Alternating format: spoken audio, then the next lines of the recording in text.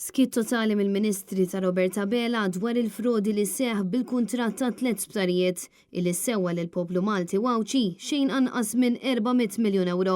Wara xarejn mid-deċiżjoni tal-qorti dwar dan il-kuntratt fraudolenti ta' 3 sptarijiet illi sar bejn il-Gvern u Vitis u sussegwentament Stewart, il-Prim Ministru Roberta Bela għadu jkaxkar saqaħ u għadu sal-lum jirreżisti li jiftaħ kawża sabiex il-poplu jieħu lura l-miljuni li nsterqu. Dwar dan Net News staqsa lill-Ministri ta' Roberta Bela x'beħsibhom jagħmlu sabiex iġibu lura l-flus li nsterqu minn dan id-deal. Bil-Ministru tat-Turiżmu Clayton Bartolo jażel li ma jweġibx. Jekk hemm bżonn ukoll jittieħdu l-passi neċessarji li hemm bżonn. Għalfejn għadu ma fitaħx kawża l-Prim Ministru? M'għandi xejn nżid ma' dak li ntqal.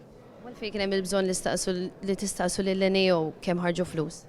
M'għandi xejn nżid ma' dak li ntqal diġà f'dan il-każ, kull kumment bħalissa irid jitqies ukoll f'dak li sar diġà. M'għandi xejn nżid. Net News staqsa wkoll il-Ministru responsabbli mill-Akkomodazzjoni Soċjali Rodri Galdes li wkoll farfar kollox fuq il-Prim Ministru. Il-kawża tal-Vitis ilha li ngħalqet xarejn, x'se tagħmlu biex iġibu l-flus lura lill-poplu? Naħseb il-Prim Ministru kien ċar fil-Parlament. Ma kienx ċar għax ma qal xejn. Għalfejn il-Prim Ministru għadu ma fitaħx kawża? Tiġa weġibtek. Ma weġibni xejn, Ministru.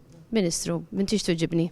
Fis-27 ta' frar li għadda l-imħallef Francesco De Pasquale iddikjara l-konċessjoni li ngħatat lil Vitis Global Healthcare mill-Gvern bħala nulla u deskriva dan il-ftehim bħala frodi minn fuq dar il-poplu min-naħa tal-kumpanija Stewart u l-predeċessur tagħha Vitis Global Healthcare. Dan il-kuntratt fraudolenti ħalla dejn finanzjarju iżda wkoll dejn fis-servizz tas-saħħa ta' pajjiżna. Dan kif is-sitwazzjoni fl-Isptar Mater Dei kull ma jmur qiegħda dejjem tmur allar u s-settur tas-saħħa spiċċa l-kubteħ.